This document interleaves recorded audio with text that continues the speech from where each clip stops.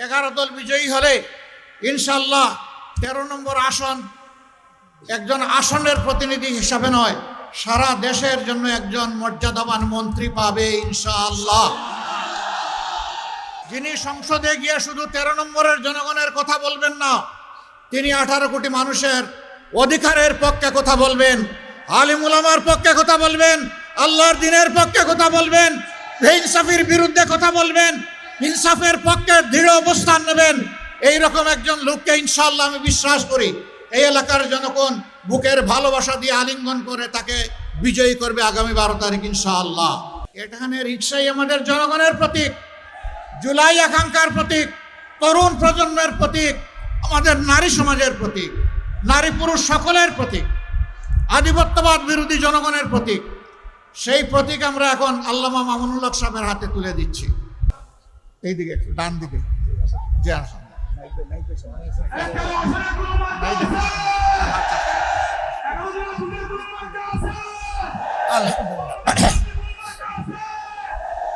আমরা 11 দলের পক্ষ থেকে এমন একটি মার্কা আমাদের ভাই সম্মানিত আলেমে দ্বীন হযরত মাওলানা মামুনুল হকের হাতে তুলে দিচ্ছি, যেটা বাংলাদেশের জনগণের পরিবহন, যেটা গরিব দুঃখী সাধারণ মানুষের পরিবহন। ইনশাআল্লাহ সাধারণ মানুষের ভোটে বিজয়ী হয়ে আমাদের ভাই মামুনুল হক আগামীতে সংসদে গিয়ে জনগণের অধিকারের পক্ষে কথা বলবেন। মার্কা আছে কোন সে মার্কা? আরো জুড়ে, জোর হলো না, জুড়ে সুরে ইনশাআল্লাহ বিজয় হবে ইনশাআল্লাহ। 12 তারিখ সারাদিন সকাল সন্ধ্যা ভাই বোনেরা দলে দলে ভোট দিয়ে জিতিয়ে দিবেন ইনশাআল্লাহ। মাশাআল্লাহ তাআলা আযীম। এখন থেকে সতর্ক পাহারাদারের দায়িত্ব পালন করতে হবে।